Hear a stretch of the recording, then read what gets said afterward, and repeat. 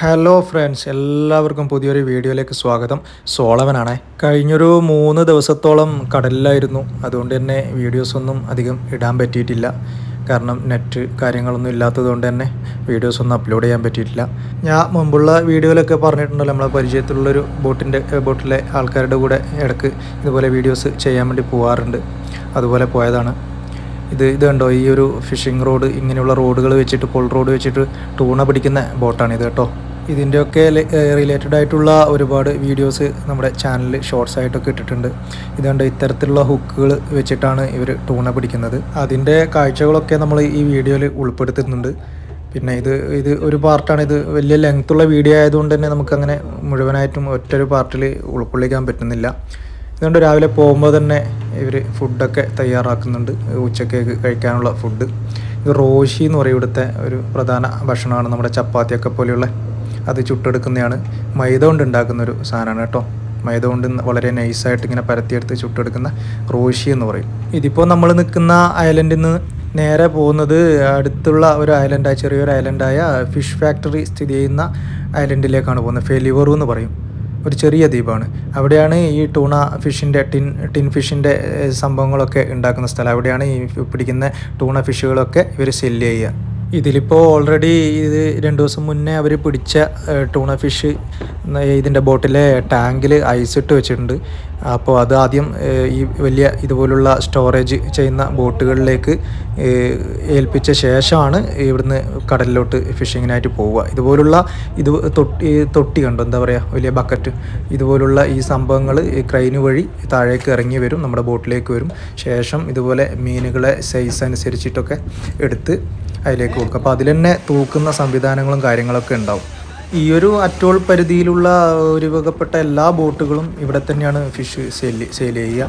ശേഷം സെയിൽ ചെയ്തതിന് ശേഷം ഇവിടുന്ന് തന്നെ ഐസും കാര്യങ്ങളൊക്കെ, ഓയിൽ, അതുപോലെ കുടിവെള്ളം കാര്യങ്ങളൊക്കെ ഫില്ല് ചെയ്തിട്ട് പിന്നീട് ഫിഷിങ്ങിനായിട്ട് നടുക്കടലിലോട്ട് പോവുകയാണ് ചെയ്യുക. പരമാവധി നമ്മുടെ ഈ അറ്റോളിൻ്റെ ഉള്ളിൽ നിന്ന് തന്നെയാണ്, അതായത് അകത്തുനിന്ന് തന്നെയാണ് ഈ മീനിനെ പിടിക്കാറുള്ളത്. ഈ അറ്റോൾ എന്ന് പറയുമ്പോൾ നമ്മുടെ ഒരു 5-6 ദ്വീപുകളൊക്കെ, കൂട്ടമായി നിൽക്കുന്ന 5-6 ദ്വീപുകളൊക്കെ ചേർന്നിട്ടുള്ള ഒരു സംവിധാനമാണ് ഈ അറ്റോൾ എന്ന് പറയുന്നത്. ഇതുപോലുള്ള ഒരുപാട് അറ്റോളുകൾ ചേർന്ന് കിടക്കുന്നതാണ് മാൽദീവ്സ് എന്ന രാജ്യം. ഇത് കണ്ടോ, നമ്മൾ ഉച്ചയ്ക്ക് തന്നെ എന്ത് ചെയ്യും, രാത്രിയേക്കുള്ള ചോറും കൂടി റെഡിയാക്കി വെക്കും. കാരണം രാത്രിയൊക്കെ പല പണികളായിട്ട് ബിസിയാകുന്നത് കൊണ്ട് തന്നെ ആ സമയത്ത് തന്നെ പെട്ടെന്ന് ചോറുകളുണ്ട്. നമ്മുടെ നാട്ടിലെ പോലെ തന്നെ സാധാ ചോറ് തന്നെയാണ്. അപ്പോൾ അതിന് കറിയായിട്ട് ഇവർ പ്രധാനമായിട്ട് ഉപയോഗിക്കുന്ന ഇവരുടെ ഒരു എന്താ പറയുക, ട്രഡീഷണൽ ഫുഡായ കറിയായിട്ടുള്ള ഗർദിയ എന്ന് പറയും. അതായത് ടൂണയുടെ സൂപ്പ്. അതായത് വേറെ ഓയിലോ കാര്യങ്ങളോ ഒന്നും ചേർക്കാതെ വെറും ഉപ്പും അതുപോലെ കറിവേപ്പിലയും ഇത്തിരി ഉള്ളിയൊക്കെ ഇട്ടിട്ട് അവരുടെ ഒരു മുളകുണ്ട്, ഒരു ഉരുണ്ട മുളക്, ഭയങ്കര എരിവാണ്. ആ ഒരു മുളകൊക്കെ ഇട്ടിട്ടുണ്ടാക്കുന്ന ഗർദിയ എന്ന് പറഞ്ഞ ഒരു സൂപ്പ്. അതിവിടുത്തെ പ്രധാന ഭക്ഷണമാണ്. ശരിക്കും പറഞ്ഞാൽ ഇവരുടെ ആരോഗ്യത്തിൻ്റെ തന്നെ രഹസ്യം ആ ഒരു ഗർദിയ എന്നുള്ളൊരു ഈ കറിയിൽ തന്നെയാണ്, ഇതുപോലത്തെ ഫുഡുകളിൽ തന്നെയാണ്. ഇവരുടെ ഓയിലൊന്നും അധികം ഉപയോഗിക്കാതെയാണ് ഇവരുടെ എല്ലാ ഫുഡുകളും ഉണ്ടാവുക. അങ്ങനെ നമ്മുടെ ബോട്ട് അവിടെ ഫിഷൊക്കെ സെയിൽ ചെയ്തു. അതിനുശേഷം മെല്ലെ കടലിലോട്ട് പോവുകയാണ്. ഇനിയിപ്പോൾ എവിടെയെങ്കിലും, കാരണം ഉച്ച സമയം കഴിഞ്ഞു, ഇനിയിപ്പം മീൻ പിടിക്കാനൊന്നും ഇന്ന് നിൽക്കില്ല. കാരണം രാത്രി ലൈറ്റൊക്കെ ഓൺ ചെയ്തിട്ട് ചെറിയ മീനുകളെ പിടിച്ച് അതിനുശേഷം പുലർച്ചെ ഒരു 5 മണി സമയത്തൊക്കെ ആകുമ്പോഴാണ് ടൂണ ഫിഷിങ്ങിനായിട്ട് പോവുക. ഇതുണ്ടോ, വലയൊക്കെ റെഡിയാക്കി സെറ്റാക്കി, ലൈറ്റൊക്കെ സെറ്റാക്കി വെച്ചിട്ടുണ്ട്.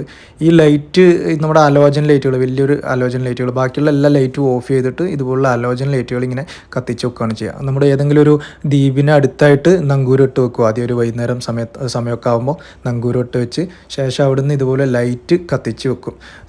ഏതാണ്ട് ഒരു രാത്രിയൊക്കെ ആകുമ്പോൾ ഒരു 9 മണി 10 മണിയൊക്കെ ആകുമ്പോൾ അതിൻ്റെ അടിയിൽ മീൻ ഇങ്ങനെ കൂട്ടമായിട്ട് വന്ന് നിൽക്കും. ചെറുമീനുകൾ, ഈ ബൈറ്റ് ഫിഷ് ആയിട്ടുള്ള ചെറുമീനുകൾ വന്ന് നിൽക്കും. അപ്പോൾ ആ സമയത്ത് അവർ കടലിലേക്ക് ഇറങ്ങി ഈ വലയൊക്കെ ഇട്ട് ആ മീനിനെ ഇങ്ങോട്ട് കോരിയെടുക്കുകയാണ് ചെയ്യുക. ശരിക്കും നമ്മുടെ ഈ മീനിനെ തെറ്റിദ്ധരിപ്പിച്ചുകൊണ്ടാണ് ശരിക്കും പിടിക്കുക. അതിന് വേണ്ടിയിട്ടാണ് ഈ ലൈറ്റ് ഇട്ട് വെക്കുന്നത്. കാരണം ഈ സൂര്യപ്രകാശം എന്നുള്ള രീതിയിൽ മീനുകളൊക്കെ ആ ലൈറ്റ് കാണുന്ന അടുത്തേക്ക് കൂട്ടമായിട്ട് വരികയാണ് ചെയ്യുക. ചെറിയ പൊടിമീനുകൾ, നമ്മുടെ നത്തോലി എന്നൊക്കെ പറയുന്നില്ല, അതുപോലെയുള്ള പല മീനുകൾ, അതിനിടെ പല പേരുകളാണ് പറയുന്നത്. രഹി, മുഗ്രാൻ, ബോധി, അങ്ങനെയൊക്കെയുള്ള മീനുകൾ. ഇതൊക്കെയാണ് ഈ ബൈറ്റ് ഫിഷിനായിട്ട് ഉപയോഗിക്കുന്നത്. നിങ്ങൾ കാണുന്നുണ്ടാവും വീഡിയോയിൽ ചെറുതായിട്ട് ഇങ്ങനെ അതിൻ്റെ മുകളിലൂടെയൊക്കെ ഇങ്ങനെ മീനുകൾ ചെറു മീനുകൾ ഇങ്ങനെ ഓടി നടക്കുന്നുണ്ടാവും.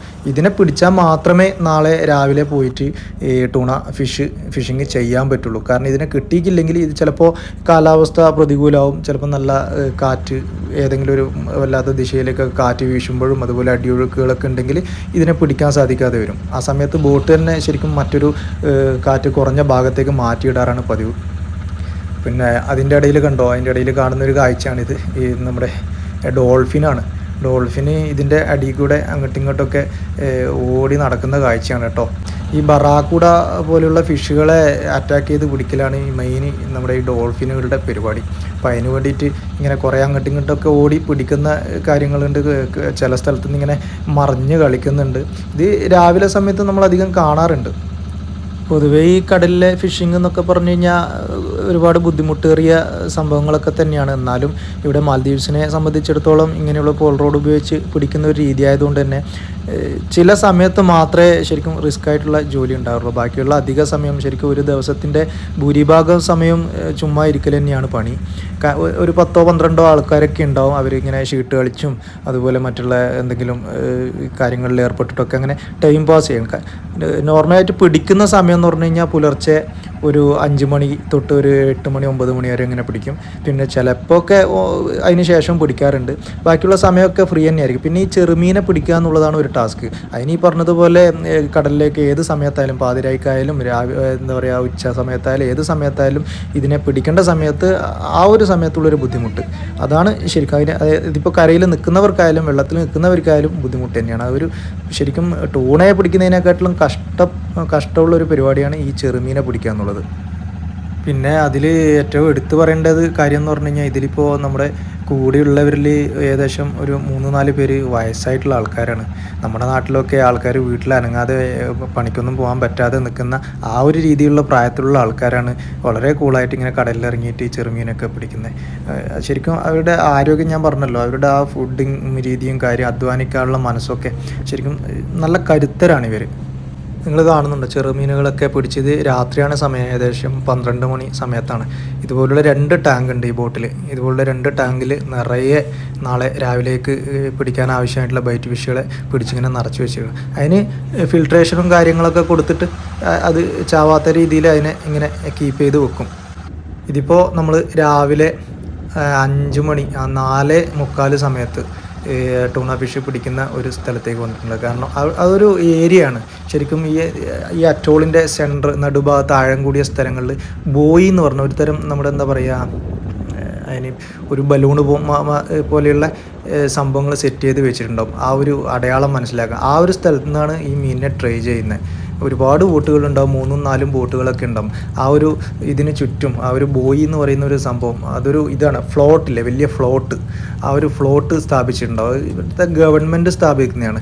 അതിന് ചുറ്റും ഇതുപോലെ ബൈറ്റ് ഫിഷുകളെ എറിഞ്ഞ് ഈ മീനുകളെ ടൂണ ഫിഷുകളെ ആകർഷിച്ച് ബോട്ടിന് പിന്നാലെ ഇങ്ങനെ എന്താ പറയുക കൊണ്ടുവരും. അതിന് ശേഷം ഈസി ആയിട്ട് ഞാൻ നേരത്തെ കാണിച്ച ആ ഹുക്കുകൾ അത് ഏതാണ്ട് ഈ പൊടിമീനുകളുടെ അതേ ഷേപ്പിലായിരിക്കും ഈ വെള്ളത്തിൽ ഈ തെളിഞ്ഞ് കാണുന്നത്. അപ്പോൾ ഇത് മീനാണെന്ന് തെറ്റിദ്ധരിച്ചുകൊണ്ട് ഈ മീനുകളെ തിന്നുന്ന കൂട്ടത്തിൽ ഈ ഹുക്കും കൂടി അത് വിഴുങ്ങും. ആ സമയത്താണ് കറക്റ്റായിട്ട് നമ്മൾ ഇതിനെ ബോട്ടിലേക്ക് ഇങ്ങനെ ക്യാച്ച് ചെയ്ത് ഇടുന്നത്. നിങ്ങൾ കാണുന്നുണ്ടോ ഒരുപാട് മീനുകൾ. ഇതൊക്കെ എന്ന് പറഞ്ഞാൽ ശരിക്കും ഒരു 1 മണിക്കൂർ സമയം കൊണ്ടൊക്കെയാണ് ഈ ഒരു ഒന്നോ രണ്ടും ടണ്ണൊക്കെ ഇങ്ങനെ പിടിച്ച് കയറ്റുക. ശരിക്കും നമ്മുടെ നാട്ടിലേതിന് വ്യത്യസ്തമായിട്ട് ഉള്ള ഒരു മീൻപിടുത്തം തന്നെയാണ് ഇവിടുത്തെ കാര്യം. അവരുടെ ഓരോ രീതികളും അതിനവരുപയോഗിക്കുന്ന ഐഡിയകളൊക്കെ ശരിക്കും ഒരു വേറിട്ട ഒരു സംഭവമായിട്ടാണ്. ശരിക്കും പുതുതായിട്ടൊരു കാണുന്നവർക്കൊക്കെ നല്ലൊരു കാഴ്ച തന്നെയാണ്. 2 വശങ്ങളിലൂടെ ചെറുമീനുകൾ ഇങ്ങനെ എറിഞ്ഞു കൊടുക്കുക. ശേഷം ഈ ബോട്ടിൻ്റെ ബാക്ക് സൈഡിൽ നിന്ന് കണ്ടോ നിങ്ങൾ വെള്ളം ഇങ്ങനെ ചീറ്റിക്കുന്ന കണ്ടോ, മഴ പോലെയുള്ള ഫീൽ ഉണ്ടാക്കിയിട്ട് ആ സമയത്ത് ഈ പൊടിമീനുകൾ എറിഞ്ഞു കൊടുക്കും. അതേ സമയത്ത് 2 വശത്തു നിന്നും ആ സമയത്ത് ഇത് പൊടിമീനുകളുടെ കൂട്ടമാണെന്ന് തെറ്റിദ്ധരിച്ചുകൊണ്ട് അതിൻ്റെ പിന്നാലെ തന്നെ ഈ ടൂണ ഫിഷുകളും അതുപോലുള്ള വലിയ ഫിഷുകളൊക്കെ ഓടി ഇങ്ങനെ ബോട്ടിൻ്റെ പിന്നാലെ തന്നെ ഫോളോ ചെയ്ത് വരും. ആ സമയത്ത് നമ്മുടെ ഈ പോൾ റോഡ് വെച്ചിട്ട് അതിൻ്റെ ഹുക്ക് മീനിനെ പോലെ തെറ്റിദ്ധരിപ്പിക്കുന്ന ഹുക്ക് വെച്ചിട്ട് ഈസി ആയിട്ട് ഇങ്ങനെ ക്യാച്ച് ചെയ്തെടുക്കും. ചില വലിയ ഫിഷുകളൊക്കെ കുടുങ്ങി കഴിഞ്ഞാൽ അത്യാവശ്യം വെയിറ്റൊക്കെ കാണിക്കും. 3-4 കിലോ ഒക്കെ ഉള്ള ഇതാണെങ്കിൽ കുറച്ച് ബുദ്ധിമുട്ട് തന്നെയാണ്. നോർമലായിട്ട് 1-2 കിലോ ഒക്കെ ഉള്ള ആ ഒരു സൈസാണ് പൊതുവെ ഉണ്ടാവാറ്. ഇപ്പോൾ അങ്ങനെയുള്ള സൈസുകൾ മാത്രമാണ് ഈ ഒരു ഹുക്കിൽ കടിക്കാറുള്ളത്. രാത്രി പിടിച്ചു വെച്ച ബൈറ്റ് ഫിഷുകൾ തീരുന്നവരെ ഇതുപോലെ ട്രൈ ചെയ്തുകൊണ്ടേയിരിക്കും. അങ്ങനെ അത് ഏതാണ്ട് തീർന്നു കഴിയുമ്പോൾ അത് 1, 2, 3 ടൈമൊക്കെ ആയിട്ട് ഇങ്ങനെ ഗ്യാപ്പ് എടുത്തുകൊണ്ട് പിടിച്ചുകൊണ്ടിരിക്കും.